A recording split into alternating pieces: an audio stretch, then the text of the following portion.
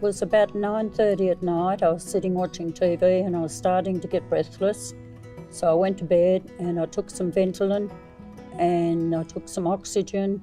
By 2 o'clock I could not breathe at all, so I had to ring the ambulance, and they were there within 3 minutes and took me to the Batlo District Hospital.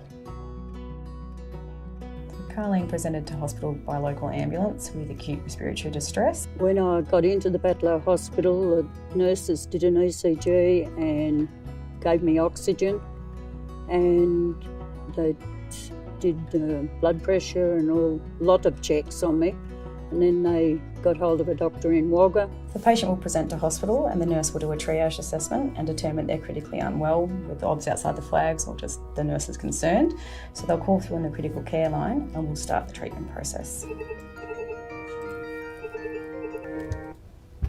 Critical Care Advisory Service, Jess speaking. Yeah, sure, can I get some patient details, please? When the critical care phone rings, we answer it as a priority call. We take some brief patient information, take some clinical information to assess the acuity of the patient. When we determine they are critically unwell, we'll link in a critical care doctor. We'll turn the critical care cameras on so we can see the patients in the resuscitation bay, and we'll start determining treatment and transfer of care. I went by ambulance to the Wagga Hospital and they gave me heaps of oxygen and steroids and Ventolin, and I was there for 5 days and then came home.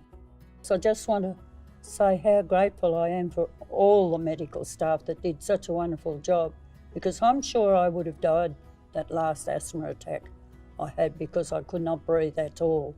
It's very reassuring knowing the nurses here can get in touch with the specialists in Wagga through the camera, and they can tell the nurses what sort of treatment I need. Thank you, thank you, thank you. I mean, I could have died if I hadn't rung the ambulance because I just could not breathe at all. And I couldn't lift the blankets off my legs to even sit on the edge of the bed or anything. I was in a bad way.